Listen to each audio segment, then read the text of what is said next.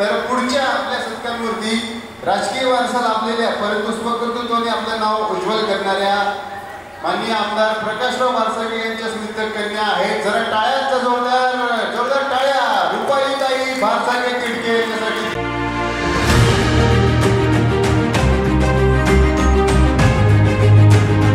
राजकीय वारसा लाभलेल्या परंतु स्वकर्तृत्वाने आपले नाव उज्ज्वल करणाऱ्या आमदार प्रकाशराव भारसाकडे यांच्या सुविद्य कन्या रुपाली भारसाकडे तिडके यांचा आज देशोन्नती मनस्विनी सन्मान स्त्री शक्तीचा गौरव मायमाऊलीचा हा पुरस्कार शैक्षणिक क्षेत्रात देऊन गौरव करण्यात येत आहे.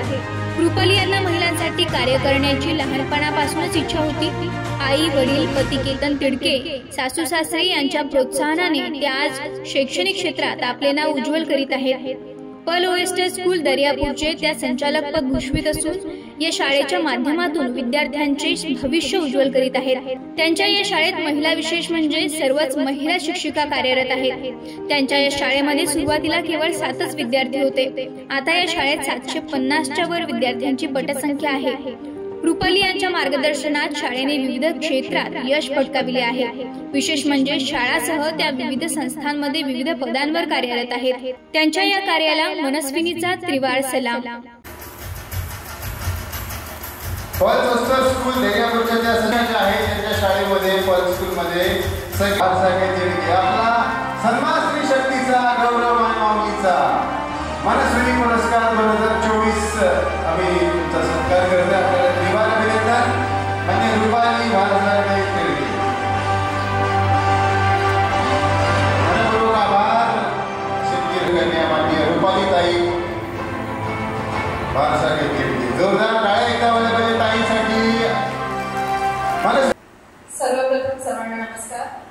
आणि सर्वप्रथम मनस्विनी ग्रुप, देशोन्नती परिवार आणि देशोन्नतीच्या सर्व टीमचे मी मनस्वी आभार मानते की तुम्ही मला या पुरस्काराला योग्य समजलं आणि आज तुमच्यामुळे आज मी या व्यासपीठावर आहे.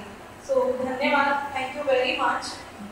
कारण की मी जेव्हा माझं MBA फायनान्स आणि ह्युमन रिसोर्समध्ये झालं तर मी तिथे जॉब करत होती.